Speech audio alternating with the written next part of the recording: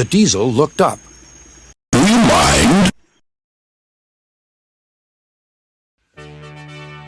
Hey YouTube, Thomas Pilopet here.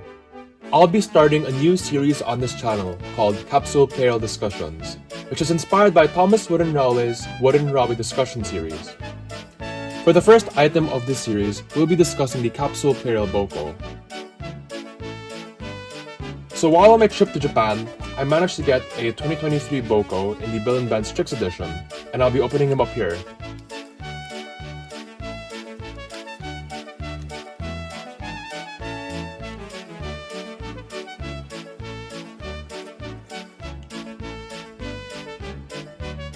There you go, first sticker done.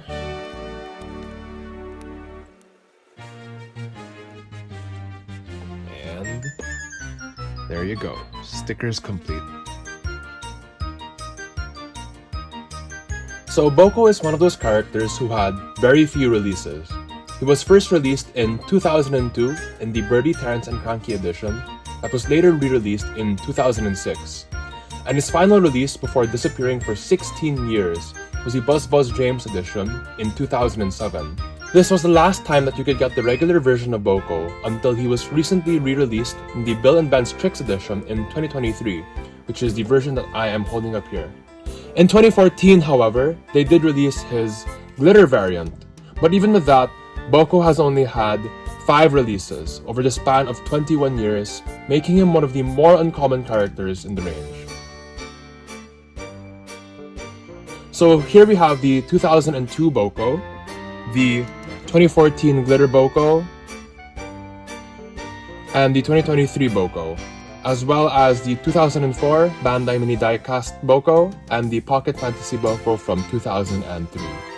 These are just here as points of reference for other mini Boco toys that were produced in the same era.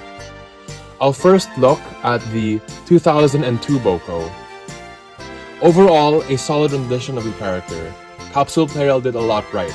His face is pretty good. I like that they painted the mouth and it looks really close to Boco's model. But despite this, I feel like it could have been a bit better. I like the face on the Bandai Mini Diecast Boco a bit more, and I feel like it captures the character better.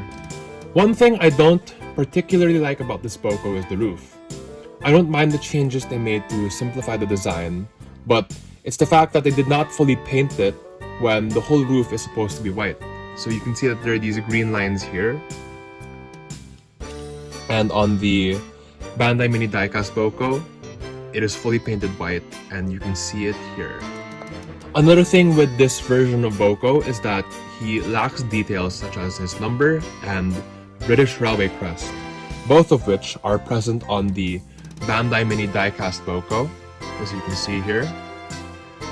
Hypothetically, if they had made Boco later on, I wonder if they would have designed them in the same style as Hugo and Kenji, where they come in 2 separate parts to be longer. That would have been really cool to see, and I feel that it would have made Boco more accurate, since I feel that Boco's capsule model feels a bit small compared to how he's supposed to look in the series. Next, I'll look at the 2014 Glitter Boco. More or less the exact same as the 2002 version, just made with this transparent, glittery plastic. Not much to say. Now, let's move on to the 2023 Boco. Now, what's interesting with this Boco is that they gave him his number on the side, which was absent from his previous versions.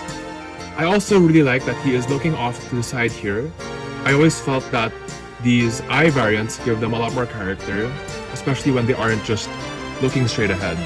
The wiki states that this version of Boco is unaltered with his hole here for the motor due to the cost and tediousness of reissuing older models, but I am not sure about how factual that is. All in all, I'm glad that they re-released Boco, even if he hasn't appeared in the show for more than 20 years at this point. I'd give Capsule Plarail Boco a 7 out of 10 rating. He's pretty accurate to the character, but fell short in some aspects, such as detailing and length. Now let's watch him run on the layout.